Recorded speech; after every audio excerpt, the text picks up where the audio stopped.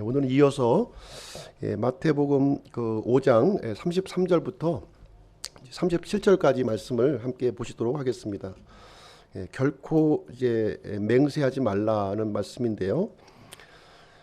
맹세 많이 해보셨죠? 맹세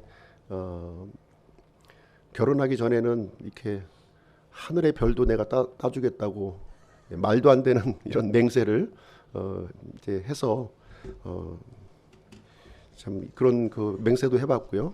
여러 가지 아마 맹세를 해보았을 텐데 사실 이제 그 맹세가 제대로 지켜진 맹세는 사실 하나도 없었던 거죠. 그럼에도 불구하고 우리들은 끊임없이 맹세를 합니다. 맹세를 어기고 또 다시 맹세하고 반복된 맹세를 하고 있는데요. 오늘은 이제 맹세, 그 예수님께서 가르쳐 주시는 이 맹세에 대해서 이제 한번 말씀을 통해서 같이 함께 살펴보는 시간 갖도록 하겠습니다. 하나님은 하나님은 이제 맹세로 일을 하시는 분이시고요. 34절, 35절은 하나님의 주권을 인정하라. 36절은 자신의 한계를 인정하라. 그리고 37절 하나님을 향해 진실하라. 이런 순서로 말씀을 전해드리겠습니다. 중심 내용은요, 예수 그리스도의 맹세를 붙들고 하나님께 영광을 돌리자 하는 내용이 이제 되겠습니다. 먼저 맹세의 의미를 보시면요, 이 그리스어로 호르코스라는 단어를 사용하고 있는데요, 이것은 이제 맹세 혹은 이제 소원이라고 하는 뜻을 이렇게 가지고 있습니다. 거의 비슷한 의미로 이렇게 사용되어지고 있어요. 모세의 율법에 의하면 거짓 맹세를 금하고 있죠. 거짓 맹세를 금하고 있습니다.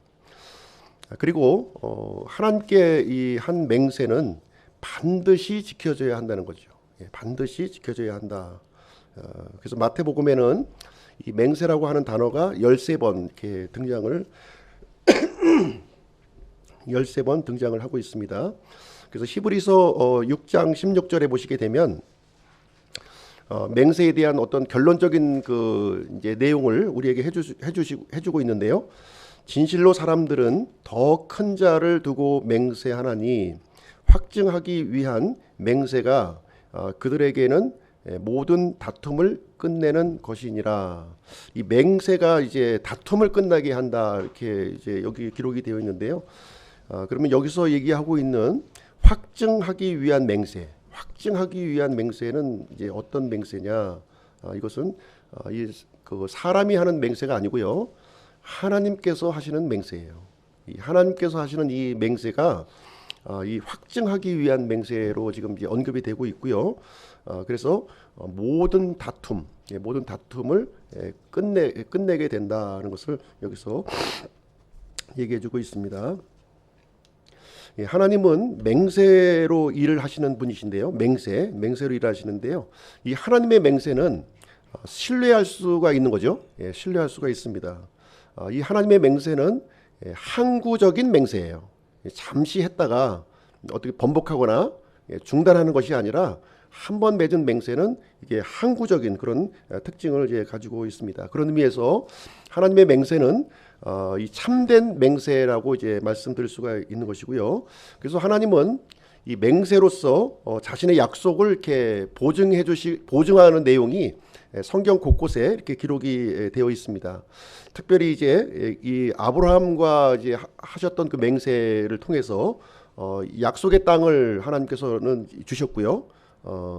이삭이 태어나지도 않았던 그 시점에 약속하셨고 그 일을 이제 이루셨습니다.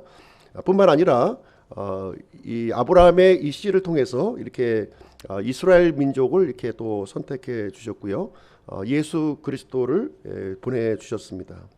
그리고 궁극적으로 우리 믿는 자들에게는, 하나님을 믿는 자들에게는 이 안식을 우리에게 주셨습니다. 그래서 이 성경을 보시게 되면 이제 하나님께서 이제 맹세로 일하시는 내용들이 곳곳에 좀 이제 기록되어 있는데요. 창세기 3장 15절에 보시게 되면 여자의 씨를 약속하십니다. 여자의 씨.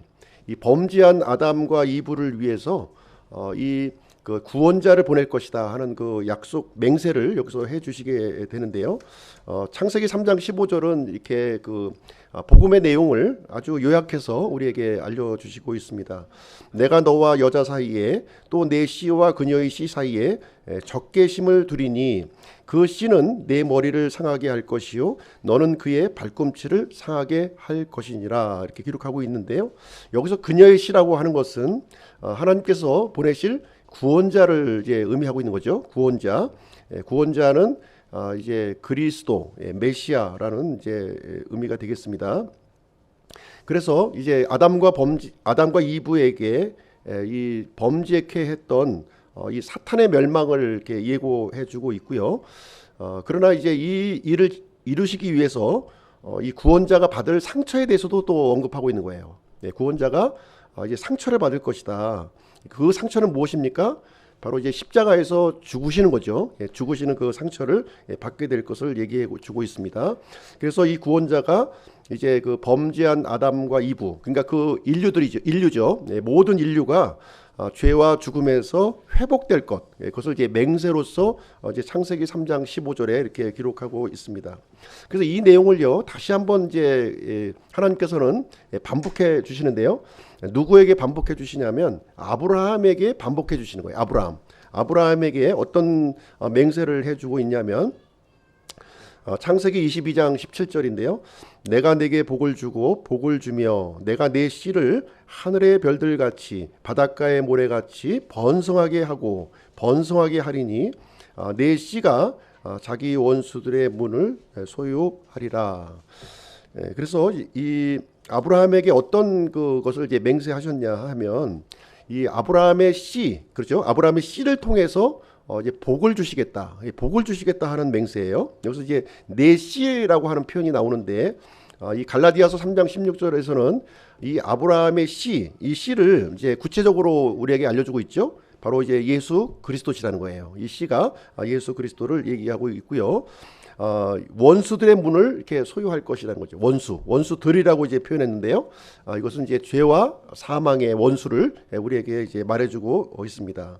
그래서 이 창세기 22장의 장면은 이제 아브라함이 이제 그 이삭을 번제 헌물로 드리는 이제 사건을 지금 이제 기록하고 있죠.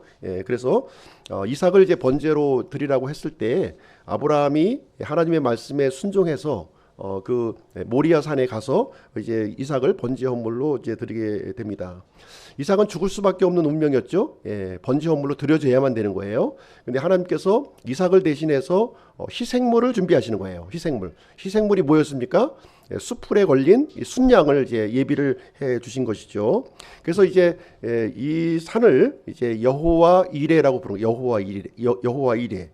그래서 주의 산에서 그것을 보리라 하는 것이죠. 하나님께서 이 대속의 희생물을 준비하시는데 주님의 산에서 이거를 이제 그것을 예비를 하시겠다 하는 것을 다시 한번 이 아브라함에게 약속을 해 주시게 되는 것입니다. 그래서 이 덤불에 걸린 순양은 누구를 예표하고 있냐면 하나님의 어린 양을 예표하고 있는 거예요. 하나님의 어린 양으로 오시는 예수 그리스도를 예표하고 있는 것이죠. 그렇죠? 그 하나님의 어린 양을 보내주실 것을 이렇게 맹세로 아브라함에게 이렇게 약속을 해 주셨습니다. 이 맹세를 다시 한번 또 이제 반복해 주시는데요. 누구에게 이제 해주시냐면 다윗에게 해주십니다. 다윗에게 해주십니다. 역대상 17장 14절은 우리가 이제 잘 알고 있는 말씀이죠. 이 다윗 언약이에요. 다윗 언약. 하나님과 이 다윗 사이에 맺었던 이 언약인데요. 이 언약의 내용을 이렇게 보시게 되면 하나님께서 이렇게 말씀하십니다. 오직 내가 그를 내 집과 내 왕국 안에 영원히 정착시키리니 그의 왕좌가 영원히 굳게 서리라 이렇게 얘기합니다. 여기서 1차적으로 이제 그를이라고 이제 지칭하고 있는데 1차적으로는 솔로몬이죠. 솔로몬이지만 솔로몬의 왕국은 이렇게 영원히 정착되지 않았어요. 그렇죠? 왕국이 분열되고 이제 그 두 왕국은 이제 역사적으로 멸망한 것을 우리는 보고 있습니다. 그래서 하나님께서 이 말씀하시는 이 그 내 집, 내 왕국이라고 하는 것은 이 이스라엘을 얘기하고 있는 것이 아니라 이제 영원한 왕국을 말씀하시는 거죠. 영원한 왕국이에요. 그래서 예수 그리스도께서 이 지상에 세우실 메시아가 세우실 그 왕국에 대한 약속이 되겠습니다. 그 왕국을 누구를 통해서 이루시게 되냐면 바로 다윗의 씨로 오시는 그 메시아가 그 일을 이루시겠다는 거예요. 그래서 메시아는 어떻게 오시냐면 아브라함의 씨요 다윗의 후손으로 이 땅에 오실 것을 여기서 다시 한번 확증을 해 주시게 됩니다. 그래서 그 메시아가 영원한 왕좌에 이제 앉게 되고요. 하나님과의 이런 이 단절된 그 관계를 이제 회복시키실 것을 여기서 이제 언급해 주시고 있는 내용이 되겠습니다. 그리고 이제 이 하나님의 이 맹세는요, 계속해서 반복됩니다. 계속해서 반복이 돼요. 어떻게 반복이 되냐면 이 하나님의 열심을 가지고 이 일을 이루시겠다 이렇게 말씀하십니다. 하나님의 열심을 가지고 이루신다는 거예요. 이사야 37장 32절에 보시게 되면 이는 남은 자가 예루살렘에서 나오며 피하는 자들이 시온산에서 나올 것이기 때문이라. 군대들의 주의 열심이 이 일을 행하리라 이렇게 하고 있습니다. 여기 군대들의 주라고 하고 있는데요. 우리가 이제 예전 이 버전에 보시면 만군의 주로 이제 언급되어 있죠. 만군의 주, 만군. 이 만군이 사실 이제 영어로 이제 호스트이기 때문에 이제 군대들, 무리라고 하는 뜻을 이제 가지고 있어서 이번에 이제 군대들의 주로 이제 변경이 되었습니다. 그러니까 군대들의 주, 만군의 주의 열심으로 하나님의 맹세를 이루시겠다고 이렇게 말씀을 해 주셨습니다. 여기서 나오는 남은 자, 피하는 자는 누구를 얘기하고 있냐면 바로 이제 믿는 사람들을 얘기하고 있는 거예요. 믿는 사람들. 그러니까 아브라함의 믿음에 속한 사람들, 그리고 예수 그리스도 안으로 이렇게 들어온 사람들을 지칭하는 내용이 이제 되겠습니다. 그래서 하나님의 열심을 가지고 이 일을 성취하시겠다 이렇게 얘기해주고 있는데요. 그래서 이 맹세라고 하는 단어는 단순히 우리가 하고 있는 이제 어떤 결심하고는 좀 틀린 거예요. 이 결심. 이제 내가 이제 내일부터는 하나님의 성경 말씀을 일독을 해야 되겠다. 이런 결심하고 틀린 거예요. 이 맹세라고 하는 단어는 좀 이제 하나님의 영역이에요. 하나님의 영역. 사람의 영역이 아니라는 거죠. 이 맹세한다고 했을 때는 내가 하나님의 영역으로 들어간다는 거예요. 하나님의 영역으로 들어가는 걸 얘기해 주고 있는 것이고요. 그래서 이 구약 성경의 표현을 보시게 되면 항상 이 맹세라고 하는 것은 하나님과 연관이 있다는 거예요. 하나님. 그래서 주께서 살아계심을 두고 맹세하노니, 하나님을 두고 이렇게 맹세하는 것이 이런 이제 특징을 이제 가지고 있는 것이죠. 그래서 맹세를 한다 이렇게 했을 때는 우리가 이제 사람과 사람 사이의 어떤 약속의 차원이 아니고요, 내 스스로 하는 어떤 결심이 아니고 이것은 하나님 앞에서 이렇게 내가 맹세한다는 의미를 이제 가지고 있는 것입니다. 그래서 반드시 이것은 지켜진다는 것을 전제를 하고 있는 거예요. 만약에 지켜지지 않으면 어떻게 합니까? 죽는다는 거예요. 당시에 이 맹세의 언약, 이 사람들 사이의 맹세의 언약도 이와 같은 방식으로 이루어졌어요. 그래서 어떻게 이루어졌냐면 이 언약을 이렇게 맺을 때에는 이렇게 짐승의 사체를 이렇게 찢어서 그 언약의 당사자가 함께 그 손을 붙잡고 통과를 한 겁니다. 그래서 만약에 두 사람 중에 한 사람이 이 맹세를 어겼을 경우에는 짐승과 같이 이렇게 찢어져서 죽을 것이다 하는 강한 의미를 맹세라고 하는 것은 가지고 있습니다. 그래서 사람은 사실 맹세의 주체가 될 수가 없는 거예요. 엄밀한 의미에서 불가능하죠. 유한한 사람이 어떻게 맹세의 주체가 될 수 있겠습니까? 그래서 성경에서 얘기하고 있는 맹세의 주체는 누구냐? 바로 예수 그리스도시라는 거예요. 하나님이시고 바로 그 실체가 바로 예수 그리스도로 우리에게 이제 나타내 보여주고 있는 것이죠. 그래서 이 맹세의 부분을 지금 예수님께서 지금 언급하고 있는데요. 그래서 처음에는 살인하지 말라 이렇게 말씀하셨잖아요. 너희는 살인하지 말라. 너희는 간음하지 말라. 세 번째로 지금 이 거짓 맹세를 하지 말라고 지금 이제 하신 말씀을 예수님은 이 말씀을 어떻게 지금 이제 설명을 해주고 있는지, 그 율법을 주신 그 주체이신 그 예수님으로서 어떻게 이 맹세라고 하는 내용을 지금 이제 바리새인들에게 지금 설명해주고 있는 거죠. 그 설명하는 부분을 한번 좀 같이 한번 보시도록 하겠습니다. 자, 33절 오늘 본문의 33절 말씀을 보시게 되면 또 옛사람들이 너는 스스로 거짓 맹세를 하지 말고 내가 맹세한 것들을 주께 이행하라 하고 말하였음을 너희가 들었으나. 그래서 이제 그 레위기 19장 12절에 있는 이 그 구약의 말씀을 들어서 이 맹세에 관련된 말씀을 지금 예수님이 먼저 이제 말씀을 해 주시는 거죠. 옛사람들이라고 하는 것은 구약 성경의 기록을 얘기하고 있는 거예요. 구약성 율법에 의하면 스스로 거짓 맹세를 하지 말라는 거죠. 예. 그리고 만약에 하나님 앞에 맹세한 것이 있다면 반드시 지켜야 된다는 거예요. 반드시. 예. 그래서 이 맹세는 이렇게 함부로 이렇게 남발해야 될 것이 아니라 굉장히 신중하게 결정해야 될 것을 여기서 이제 율법이 알려주시는 그런 내용이 이제 되겠습니다. 그래서 맹세는 이 율법이 알려주는 이제 기본적인 뜻은 그렇다는 거예요. 맹세를 하라는 것이 아니라 맹세를 할 경우에는 아주 신중하게 그 맹세를 해야 된다 하는 것을 얘기해주고 있는 거죠. 레위기 19장 12절에도 똑같은 내용이 기록되어 있는 거예요. 너희는 내 이름으로 거짓 맹세를 하지 말고 내 하나님의 이름을 더럽히지 말라. 만약에 이제 이 거짓 맹세를 했을 경우에는 하나님께 직접적인 그 영향이 있다는 거예요. 네, 하나님의 그 이름을 하나님의 이름을 더럽히는 결과를 초래한다는 사실을 여기서 얘기하고 있습니다. 그래서 이 말씀을 통해서 우리가 발견하는 게 뭐냐면 맹세를 해서 이렇게 잘 지켜라 하는 내용을 얘기해 주시는 것이 아니라 실질적인 이 율법의 본 뜻은 무엇이냐면 우리 사람들은 거짓 맹세를 할 수밖에 없는 존재라는 거예요. 맹세를 하더라도 너희들은 거짓 맹세를 할 수밖에 없는 존재고 하나님의 이름을 그래서 더럽힐 수밖에 없는 존재다, 이 얘기를 해주고 있는 거예요. 예. 맹세한 걸 지키라는 의미가 아니라 바리새인들은 이 율법을 어떻게 받아들였냐면요, 너희는 살인하지 말라 그러면 살인하지 않는 것이 율법을 지키는 건 줄 알았어요. 예. 그런데 실질적으로 그렇지 않다는 거죠. 하나님의 율법의 본 뜻은 뭐냐면 너희들은 살인자라는 거예요. 살인할 수밖에 없는 존재다 하는 것을 우리의 이 속마음을 이렇게 들춰내고 있는 거죠.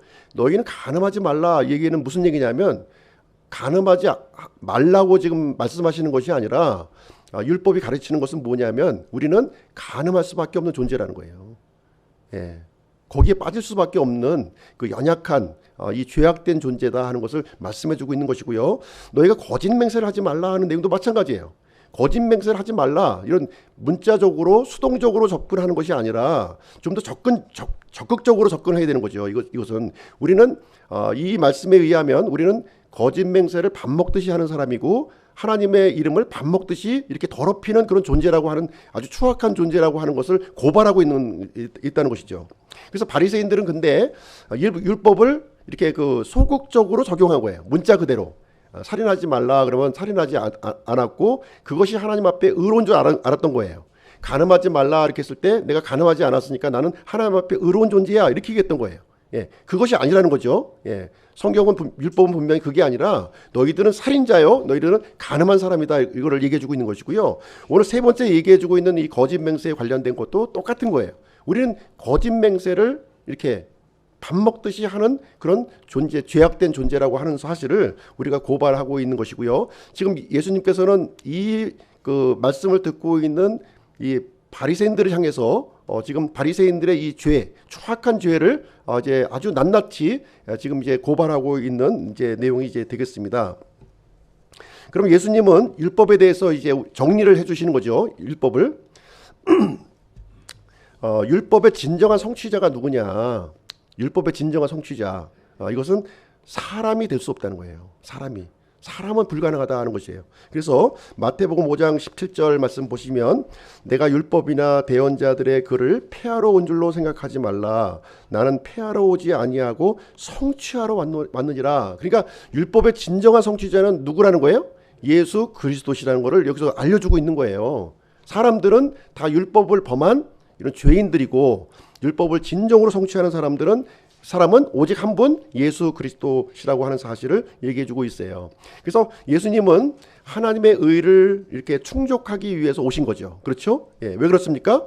사람의 힘으로는 율법을 아무도 지킬 수가 없으니까. 예.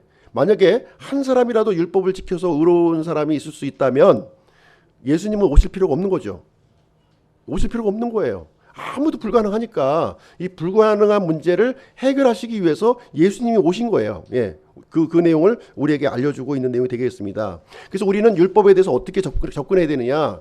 이걸 잘 지켜가지고 하나님 앞에 이렇게 기쁨을 올려드려야지, 영광을 돌려드려야지, 이게 아니라는 거예요.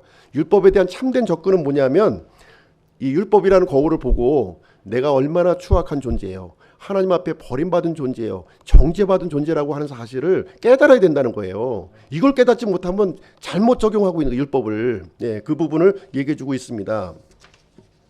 그래서 예수님이 이제 어떻게 얘기하냐면 이제 이렇게 5장 20절에 이렇게 설명해주고 있습니다. 내가 너희에게 이르노니 너희 의가 서기관들과 바리새인들의 의보다 더 뛰어나지 아니하면 너희가 결코 하늘의 왕국에 들어가지 못하리라. 이 바리새인들은요, 자기들은 당연히 그 하늘의 왕국으로 들어가는 줄 알았어요. 예, 아브라함의 후손이고 율법을 잘 지켰기 때문에 당연히 하나님의 왕국으로 들어가는 줄 알았다는 거예요. 근데 예수님 말씀은 뭐예요? 너희들은 못 들어간다는 거예요. 그와 같은 방식으로는. 예. 이 바리새인들과 서기관들의 의보다 더 뛰어나지 못하고 더 뛰어난 의를 이제 가져야 된다는 거죠. 예. 그 더 뛰어난 의가 뭐냐?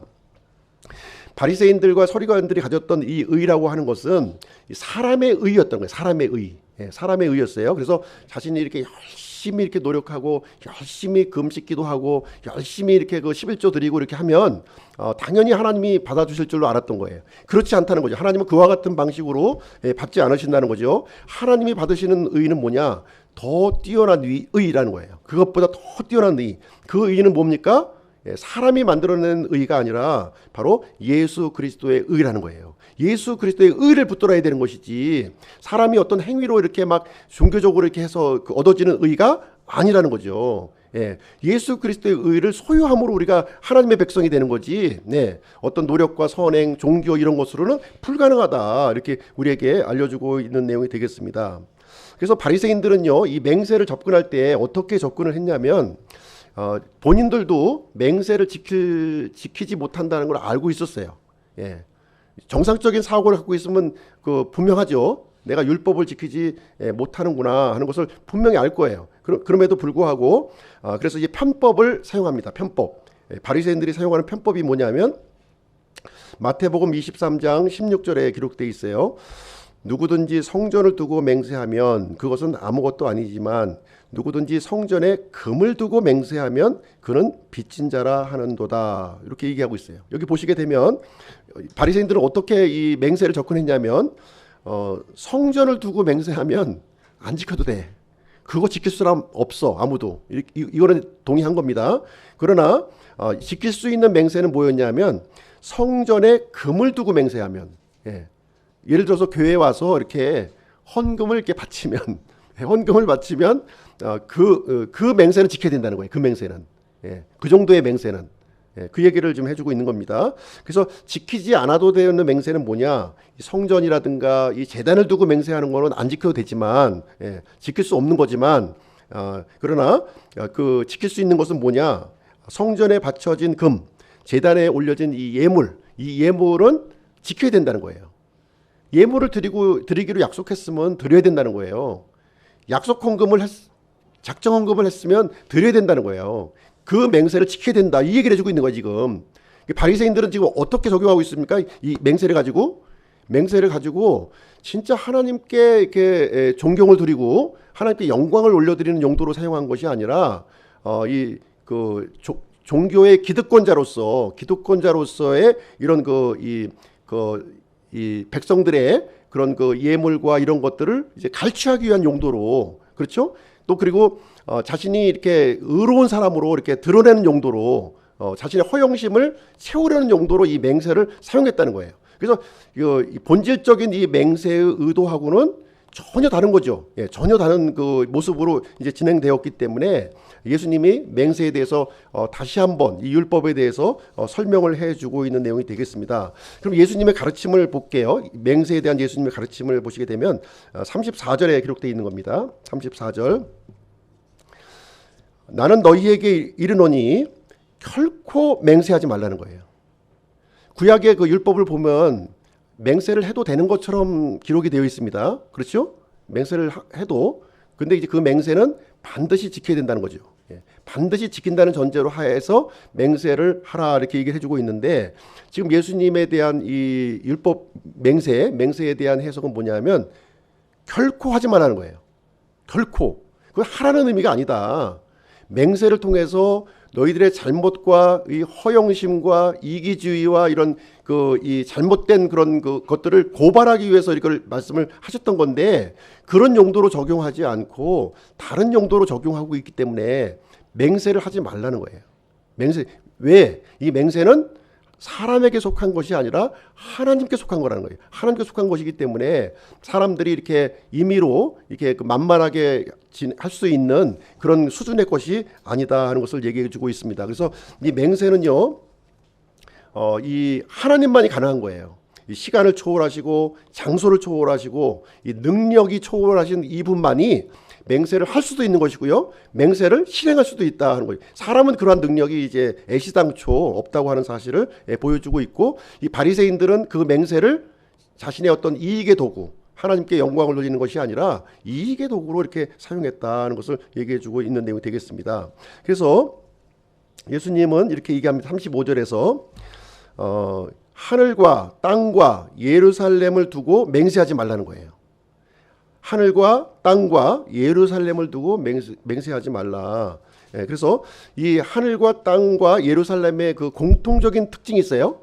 공통적인 특징이 있는데, 이것은 무엇이냐면 하늘과 땅과 예루살렘의 주권은 누구에게 있습니까? 하나님에게 있는 거예요. 이건 사람에게 있는 것이 아닙니다.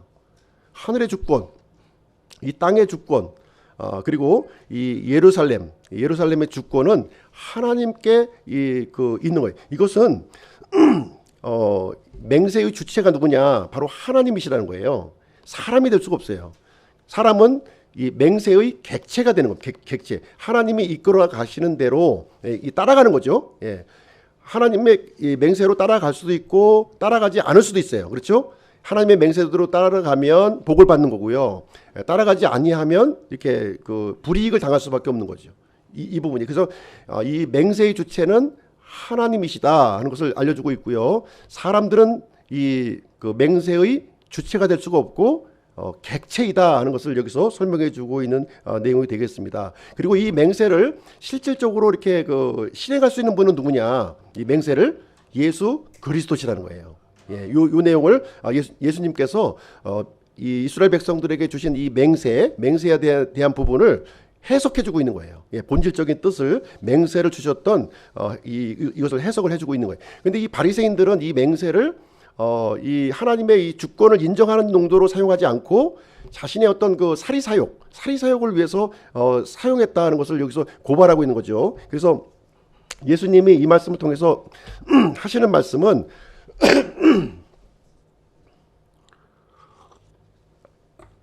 이 맹세를 통해서 죄송합니다.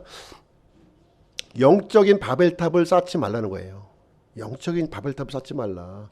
그러니까 이 어떤 일이 있었냐면 이렇게 하나님의 이름을 빙자해서 어떤 일을 하는 거예요?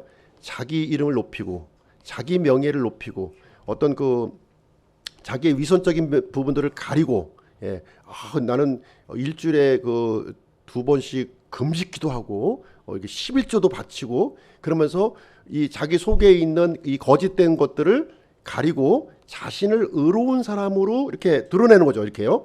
의롭지가 않은데 나는 성전에 금도 바쳤고요, 제단에 예물도 바쳤고요, 이렇게 하면서 나를 이렇게 의로운 존재로 이렇게 드러내는 거죠. 그런 용도로 사용을 한 거예요. 그래서 하나님의 맹세를 이제 빙자해서 자신의 사리사욕을 채우는, 자신의 어떤 이 사람들로부터 존경을 받으려고 그러고 자신의 이익을 구하려고 하는 용도로 이 전락을 해버렸다는 거예요. 그래서 예수님은 그럴 바에는 맹세는 그런 용도로 사용하는 것이 아니라는 거죠. 잘못된 용도로 사용하고 있기 때문에 맹세를 하지 말라 지금 얘기를 해주고 있습니다. 사람이 맹세를 하는 걸 통해서 이루어지는 것은 하나도 없다는 거예요. 단지 자신을 이렇게 이 쉴드 시키기 위한 어떤 감추기 위한 그런 용도로 사용될 뿐이지 이것은 아무런 이 하나님께도 영광이 되지 않고 사람을 이렇게 기만하고 속이는 그런 것에 불과하다는 것을 얘기해주고 있습니다. 그래서 우리가 이제 하나님의 이름으로 하는 게 많지 않습니까? 하나님의 영광을 위해서 헌금 좀 많이 바치세요. 예, 이렇게 얘기하지 않습니까? 실질적으로 그 뒤에서 하는 일은 뭐예요? 예, 하나님의 영광과는 전혀 다른 그 모습이 민낯들이 지금 많이 드러나는 거 아니겠습니까? 그래서 우리가 이런 영적인 바벨탑을 쌓아서는 안 된다는 것을 예수님은 이렇게 말씀을 해주고 있습니다. 그래서 이 맹세라고 하는 것은 이 하나님의 주권적인 영역이에요. 그리고 우리가 맹세를 했을 경우에도 이것은 내가 하나님의 주권적인 영역에 들어가는 걸 얘기하는 겁니다. 예, 들어가는 거예요. 그것을 통해서 맹세를 통해서 내 사리새욕을 채우는 것이 아니라 진짜 하나님을 존중하고 하나님의 영광을 돌리고 하나님의 일에 참여하는 것을 지금 얘기해주고 있는 것이지 인간의 어떤 이런 부족한 부분들을 감추는 용도로 사용해서는 안 된다 하는 것을 얘기를 해주고 있습니다. 그래서 맹세를 빙자해서 나의 이런 거짓된 모습을 이렇게 감추지 말라는 거예요. 예. 속에는 위선과 탐욕과 허영심이 가득 차 있어요. 그런데 이 맹세를 가지고서 자신이 마치 이게 떳떳한 사람, 의로운 사람으로 이제 포장을 하는 그런 일을 하지 말라는 것이죠. 마치 또 이 맹세를 하는 것을 통해서 자신이 하나님인 것처럼 행동하지 말라는 거예요. 예. 하나님이 아니에요, 사람은. 예. 그 말씀을 전하는 사람도 하나님의 말씀을 대신 전하는 거죠. 하나님으로서 얘기하는 것이 아닙니다. 예, 똑같이 하나님 말씀에 굴복해야 될 존재인 거예요. 그런 면에서 마치 내가 하나님인 것처럼 세상을 심판하고 세상을 정죄하고 그런 태도를 가져서는 안 된다는 거죠. 그래서 세상의 이런 잘못된 모습을 통해서 우리가 발견해야 될 건 뭡니까? 내가 정죄하는 모습이 아니라 나도 저런 모습을 갖고 있구나. 나도 똑같은 모습, 똑같은 죄인의 모습이구나. 이것을 알고 하나님의 긍휼함을 구해야 되는 것이 마땅한 것이지 마치 자신은 하나님이고 완벽한 사람이고 조금 더 거짓과 잘못이 없는 사람인 것처럼 이렇게 정죄하고 심판하는 태도로 해서는 안 된다는 것입니다. 우리는 맹세를 실천하는 사람이에요. 예, 하나님의 맹세를 실천하는 사람입니다. 사랑하고 믿음과 기도와 전도와 예배, 하나님의 주권 아에서 우리가 행할 일들을 해나가는 존재지 그것을 주도하는 존재가 아니다 하는 것을 우리에게 알려주고 있습니다. 자, 두 번째 한번 볼게요. 두 번째는 36절 말씀인데요. 36절.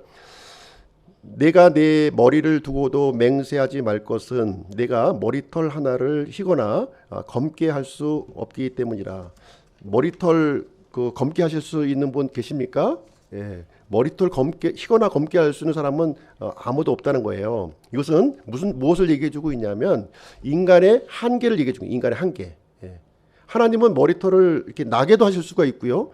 또 희게도 하실 수 있고 검게도 할 수 있지만 사람은 그렇지 못하다는 것을 여기서 얘기해주고 있습니다. 사람은 하나님의 뜻을 거스를 수가 없어요. 하나님의 뜻을 거슬러서 살아갈 수가 없는 것입니다. 그래서 이 사람은 이 하나님의 맹세의 이 주체가 되기 위해는 너무나도 이 부족한 게 많다는 거예요. 예, 연약한 존재다 하는 것을 얘기해주고 있습니다. 머리털 하나도 어찌할 수 없을 뿐만 아니라 이 사람의 존재를 성경은 어떻게 표현하고 있냐면 먼지라는 거, 먼지, 예, 수증기, 잠깐 있다가 없어지는 수증기, 예, 또 이렇게 풀과 같다는 거, 풀. 오늘 있다가 내일 이렇게 시들어져 버리는 풀과 같은 것이 우리 인생이다 이렇게 얘기를 해주고 있습니다. 그래서 성경의 구약을 보시게 되면 맹세의 예가 좀 나와요. 맹세의 예를 한번 보겠습니다. 우리가 지금 잘 알고 있는 내용이 뭐냐면 입다의 맹세죠. 입다의 맹세. 입다. 사사기 11장 31절 이제 나오고 있는데요. 내가 암몬 자손에게서 떠나 평안히 돌아올 때에 무엇이든 내 집 문에서 나와 나를 맞이하는 것은 확실히 주의 것이 되리니 내가 그것을 번제 헌물로 드리겠나이다.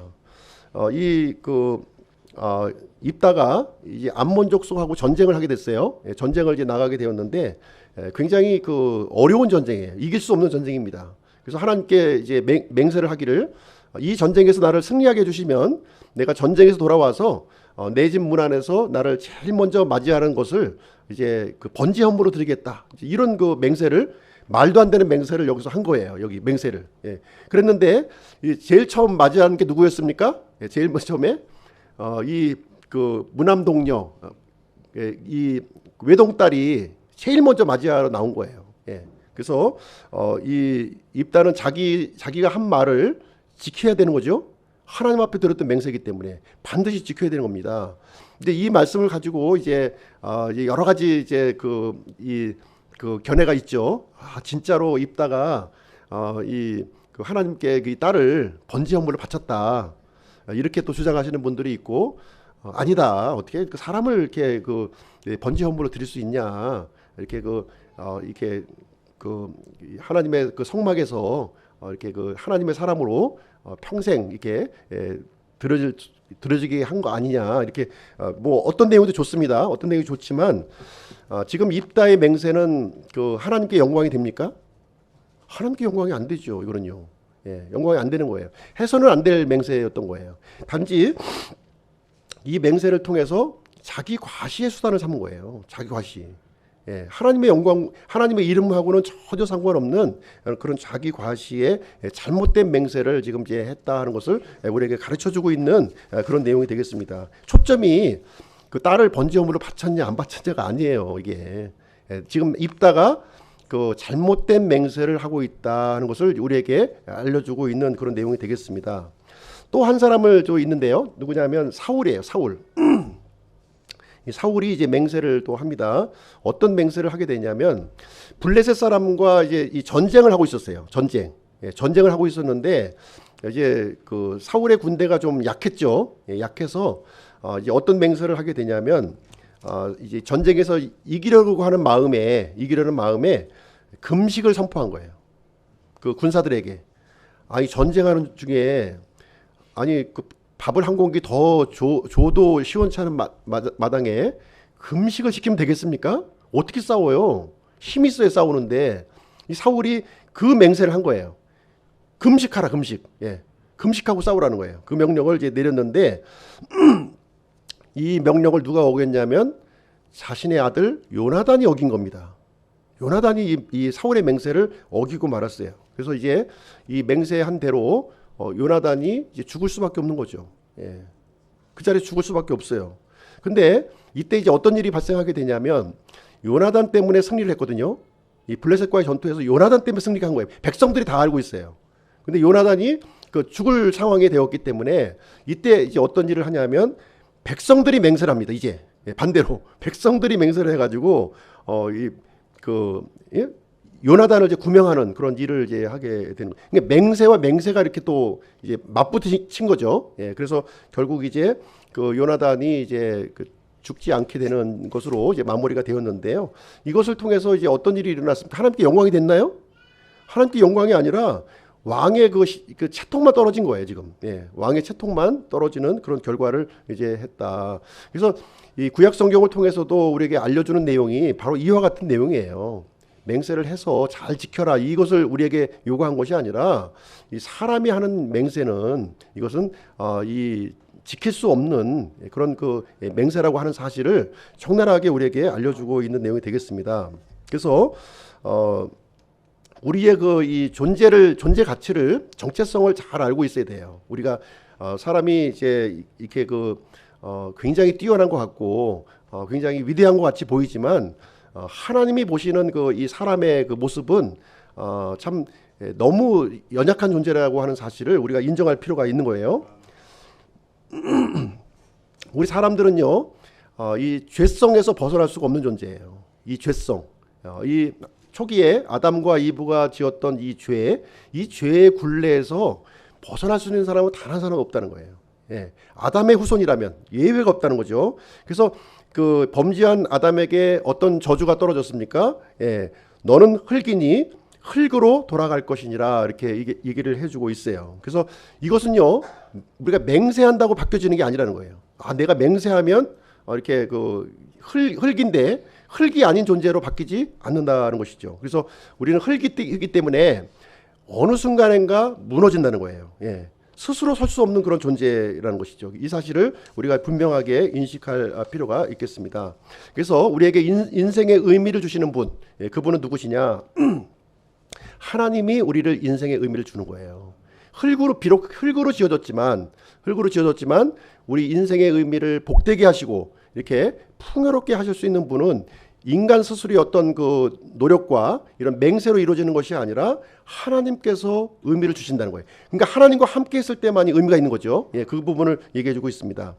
그래서 시편 39편 5절에 보시게 되면 보소서 주께서 내 날들을 한 뼘만큼 되게 하셨으니 내 시대가 주 앞에서는 없는 것 같사오니 참으로 모든 사람은 최선의 상태에서도 전적으로 헛될 뿐이니이다. 그래서 인생의 날들을 하나님이 어떻게 모시고 있다고요? 한 뼘 그냥 한 뼘 채우고 가는 거예요. 우리는요. 그동안에 많은 것을 한 것처럼 보여요.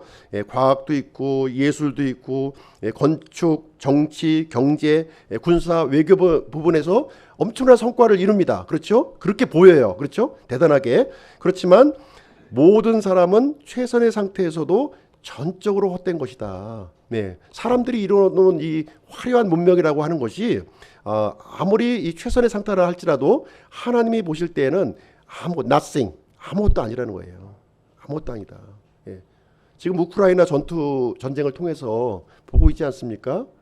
얼마나 참혹하게 인간들이 세워놓았던 그런 건축물들, 그런 모든 것들이 한꺼번에 지금 없어지는 것을 우리는 눈으로 이제 보고 있습니다.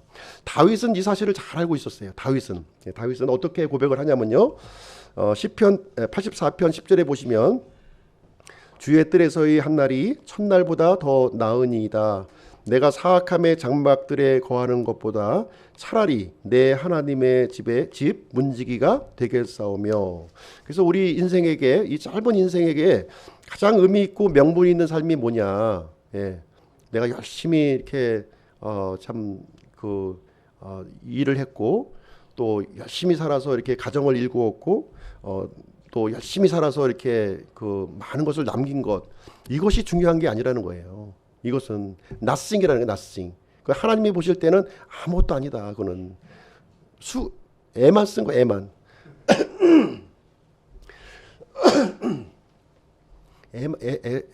애쓰셨네. 그걸 끝이에요. 애쓴 거로 끝난 거예요. 애쓴 거. 의미는 내가 주의 뜰 안에 들어가서 가는 삶. 이것이 중요하다는 거예요. 그냥 문지기로 살더라도, 문지기로 있더라도, 문지기로 있는 그것이 하나님 앞에서는 더 고귀한 인생이다 하는 것을 우리에게, 이제 우리가 이 짧은 인생에 집중해야 될 것, 우리의 에너지와 이런 모든 여건들을 집중해야 될 게 어느 것인지 아시겠죠? 이 눈이 뜨여지셔야 되는 거예요. 이 눈이. 이 눈이, 다윗은 이것을 발견한 거예요. 다윗은. 이 고백을 시편을 통해서 이제 해주신 것입니다. 그래서 결론적으로 이제 예수님이 맹세를 통해서 결론을 내리는 부분이 무엇이냐? 37절에 이제 나와 있는 거예요. 37절. 오직 너희 대화는 이해할 것은 이해하고 아니요 할 것은 아니요 하라. 무엇이든지 이것들 이상의 것은 악에서 나오느니라. 맹세에 대한 결론의 말씀을 예수님이 해주고 있어요. 그래서 하나님께서는 우리의 이 태도, 속마음을 보고 계시는 거죠. 우리의 속마음을 보고 있습니다. 그래서 굳이 있는 척, 없는 척 할 필요가 없다는 거예요. 나를 가리지 말라는 거죠. 하나님 앞에서 이렇게 솔직한 모습을 보이라는 거예요. 사람마다요, 저마다 재능과 역할이 달라요. 다 뛰어나고 싶죠. 다 뛰어나고 싶어요. 그런데 사람마다 이렇게 하나님께서 고유하게 주신 그 역할과 재능이 다 틀리다는 거예요. 사람의 잣대로 이거를 판단하지 말라고 하는 것이죠. 모두가 입이 될 수 없는 것이고요. 모두가 머리가 될 수 없는 것이고 모두가 손이 될 수가 없는 거예요. 이 세상에 모두가 머리만 있다고 한번 생각해 보세요. 그런 이상한 나라가 어디 있습니까? 그렇죠? 다양한 역할을 감당해야만 이것이 이제 모든 것들이 제대로 이제 돌아갈 수가 있는 것이죠. 그래서 사람들이 맹세하는 이유가 뭐가 있습니까? 내가 지금부터 맹세할게 했을 때 그 맹세를 하는 사람의 그 속에 이제 본 뜻을 한번 보시게 되면 자기 의로움을 과시하는 거예요. 나는 이렇게 좀 훌륭한 사람이야 하는 것을 드러내기 위해서 어떤 사람이 맹세하는 모습을 보면은 그 맹세의 하는 걸 통해서 그 사람이 좀 다른 사람보다는 좀 그 보통 사람보다는 좀 뛰어난 사람이구나 하는 걸 이제 보이기 위해서 맹세를 하는 거죠. 그런 부분이 좀 강하다는 거예요. 이제 바리새인들도 이제 그랬던 거예요. 자신의 의로움을 나타내기 위해서 박하와 회향과 근처에 11조를 이렇게 드렸던 거예요. 나는 이렇게 그 하나님 앞에서 아주 그 이렇게 의로운 사람이야 이렇게 했지만 정작 이 사람들은요 율법의 그 참 본질이었던 판단의 공의와 긍휼과 믿음을 무시했다 이렇게 예수님께서 말씀해주고 있는 것입니다. 그리고 이 맹세하는 사람은 자신의 이 거짓된 것을 가리려고 하는 거예요. 이 잘못된 것들을 가리려고 하는 겁니다. 그래서 예수님께서도 이렇게 얘기합니다. 잔과 대접의 겉은 깨끗이 하는 사람이라는 거예요. 잔과 대접. 근데 그 속에는 뭐가 있어요? 그 속에는 강탈과 과도함으로 이게 가득 차 있기 때문에 그것을 가리기 위한 용도로 이게 맹세를 이제 하나님 앞에 하나님의 이름을 빙자해서 이렇게 해주고 있다는 것이죠. 뿐만 아니라 이 맹세를 통해서 또 하는 것이 뭐냐면 이렇게 자신의 허영심을 이렇게 추구하려는 데 있다는 거예요. 그 속뜻은 사리사욕을 이제 얻는 데 있는 것이죠. 진짜 이걸 통해서 하나님께 영광을 올려드리고 하나님의 존경을 올려드리는 것이 아니라 자신의 어떤 그 입지를 이렇게 취하기 위한 용도로 이제 사용하고 있다는 것을 얘기해주고 있습니다. 그래서 하나님 앞에서는 이렇게 진실된 마음으로 이렇게 그 솔직하게 보여드리는 것이 중요하다는 것입니다.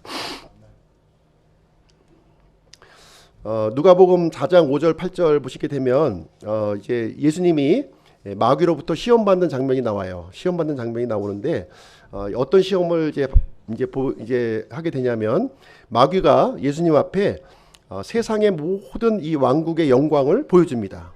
순식간에 보여줘. 마치 파노라마처럼 세상의 그 모든 화려한 영광을 이제 다 보여줍니다. 그러면서 하는 말이 뭐냐면 이 모든 세상의 영광이 나에게 넘겨졌으므로 누구든지 내가 원하는 자에게 그것을 내가 주겠다 이렇게 합니다. 세상의 영광을 받길 원하십니까? 예. 마귀에게 요청하시면 돼요. 예. 하나님께 요청하지 마세요. 예. 마귀에게 요청하시면 돼요. 마귀가 다 권한을 쥐고 있다는 거예요. 지금 분명히 얘기하고 있지 않습니까? 예. 그것이 내게 넘겨져 있다는 거예요. 지금 갖고 있다는 겁니다. 그렇기 때문에 누구든지 내가 원하는 자에게 마귀가 원하는 자에게 줄 수 있다 이렇게 얘기해 주고 있는 거예요. 그렇다면 우리가 세상 영광을 얻기를 원한다면 마귀에게 요청하면 되는 거예요. 그렇죠? 예. 예수님께 이제 이런 유혹을 지금 하고 있는 것이죠. 그러니까 예수님이 이렇게 얘기합니다. 너는 주 내 하나님께 경배하고 그분만을 섬길지니라 이렇게 하고 있어요. 예. 그래서 이제 예수님이 이제 하시는 말씀은 이제 이렇게 얘기해 주고 있는 겁니다. 우리가 어떤 일로 부름을 받았다고 하는 것을 알아셔야 돼. 우리가 어떤 일로 부름을 받았는지 그것을 잊어버리면 이 마귀의 유혹이 굉장히 실감나게 다가오는 거예요. 합리적으로 다가옵니다. 예. 우리 사람의 존재의 목적이 뭐예요? 예. 하나님을 경배하고 하나님을 섬기기 위해서 우리를 만들어 주셨는데 세탁기가 세탁을 하라고 만들었는데 세탁을 안 하고 다른 거를 추구한다면 이거 안 된다는 것이죠. 그 얘기를 해주고 있는 것이죠.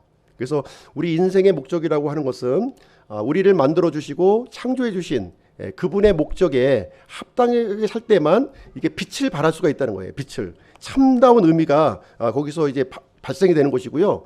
그리고 거기에 필요한 모든 것은 이제 하나님께서 주신다는 거죠. 그것을 말씀해주고 있습니다. 그래서 마귀가 갖고 있는 것은 우리의 경배의 대상이 될 수가 없다는 거예요.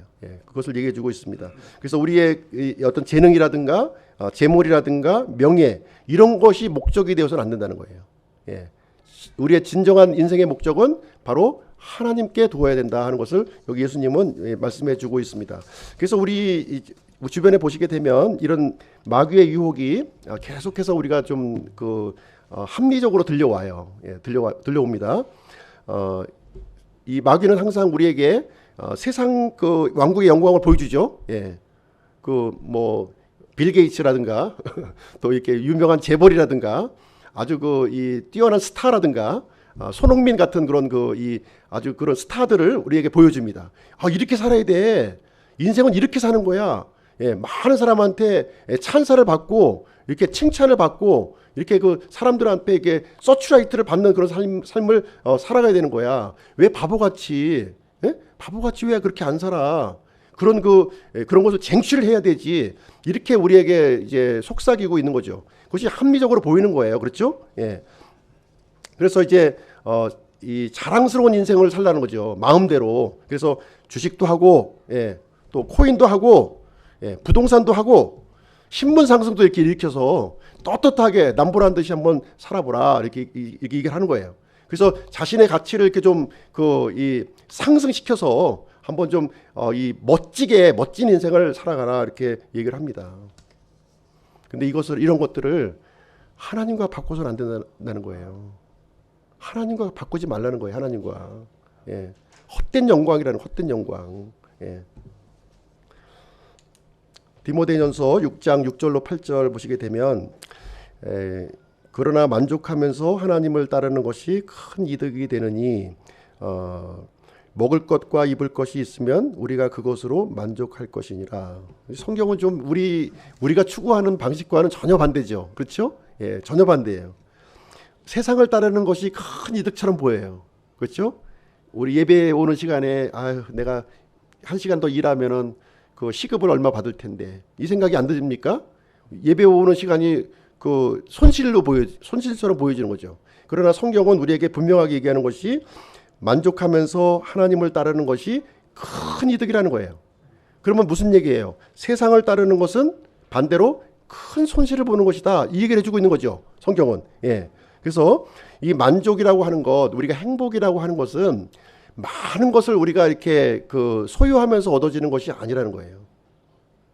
많은 것을 소유하면은 우리가 행복할 것 같죠. 한 수십억 있으면 행복할 것 같죠. 큰 저택에 살면은 행복할 것 같죠. 그렇지가 않다는 거예요. 만약에 그것을 소유하는 순간 더 많은 욕심이 우리를 지배한다는 겁니다. 30평 살면은 50평 살고 싶고 50평 살면은 또 100평 살고 싶은 것이 사람의 마음이라는 거예요. 또 작은 차 타다가 큰 차 타면 더 좋은 차를 타고 싶은 것이 한도 끝도 없는 것이 그 욕망이라는 거예요. 이것을 우리에게 얘기해 주고 있고요. 그 모든 소유는 우리는 단 동전 하나도 가져가지 못한다는 거예요. 그냥 이 땅에 살면서 그냥 누리는 것에 불과하다. 그래서 결국은 뭘 놓쳐버려요? 하나님을 따르는 것을 놓쳐버린다는 거예요. 하나님 따르는 일을 결국 그러한 소유를 채우는 일 때문에 놓쳐버린다 하는 것을 얘기해 주고 있고요. 그래서 이 만족이라고 하는 것은 절대로 소유에서 오는 게 아니에요. 소유에서 오는 게 아니고 이 하나님과의 관계, 이 관계 회복에서 오는 것이고요. 또 사람들과의 관계 회복에서 오는 겁니다. 돈 많으면 뭐예요? 이 가정이 이렇게 돈 때문에 또 불화하고 이렇게 더 상처를 입고 이런다면 그 소유로 인해서 더 큰 손실을 발생하게 될 것입니다. 그래서 이제 우리가 예수님이 그 율법에 대해서 세 가지를 이제 압축해서 얘기해 주셨어요. 압축해서 살인하지 말라 얘기해 주셨고요. 두 번째로 간음하지 말라 얘기해 줬고요. 세 번째로 지금 오늘 거짓 맹세를 하지 말라 해주셨는데 이것을 바리새인처럼 이거를 적용하시면 안 되는 거예요. 바리새인처럼 적용하지 마시고 어떻게 하든지 이거 하나님 말씀인데 잘 지켜야지 이렇게 접근하시면 안 되는 거예요. 잘 지키는 것이 아니라 나는 이 하나님의 율법에 비춰보았을 때 율법이라고 하는 거울에 비춰보았을 때 진짜 나는 무력한 존재고 진짜 나약한 존재고 죄투성이의 존재라고 하는 사실을 우리가 발견할 수 있어야 된다고 하는 사실을 여기서 분명하게 알려주고 있습니다. 그래서 율법의 이 성취자, 이 성취하신 분, 그분을 붙들어야 된다는 거예요. 그분. 결론을 내리겠습니다. 그래서 율법의 성취자이신 예수님을 붙들라. 너희 스스로는 설 수 있는 힘이 있는 사람은 단 한 사람도 없다 하는 것을 여기 이제 산상수훈의 말씀을 통해서 율법의 결론으로 이제 말씀해 주시고 있는 거예요. 그래서 죄인된 내 모습을 이렇게 보고요. 겸손한 마음으로 그 사실에 대해서 내가 동의하고 인정하고 회개하고 예수님을 주인으로 모셔야 되는 거예요. 주인으로. 손님으로 받아들이면 안 됩니다. 네. 예수님을 통해서 우리가 이제 이러한 율법의 이런 정죄, 이 심판에서 우리가 벗어날 수 있음을 우리에게 가르쳐 주고 있습니다. 그래서 이 거짓 맹세라고 하는 것은 이렇게 악에게 문을 열어주는 행위예요. 악에게 문을 열어주는 그런 행위가 되겠습니다. 그래서 예수님은 우리가 이런 그 악한 것으로부터 이렇게 보호받기를 우리가 원하고 계신다고 하는 사실입니다. 그래서 하나님 앞에 우리 자신을 진실된 모습, 이 솔직한 모습으로 이렇게 드러내고 우리의 그 구원자 되신 율법의 성취자 되신 이 예수님을 이렇게 적극적으로 신뢰하고 붙들어야 될 것을 우리에게 말씀해 주고 있습니다. 그래서 오늘은 결코 맹세하지 말라는 이런 제목으로 오늘 오전에 하나님의 말씀을 전해드렸습니다. 기도하고 마치도록 하겠습니다.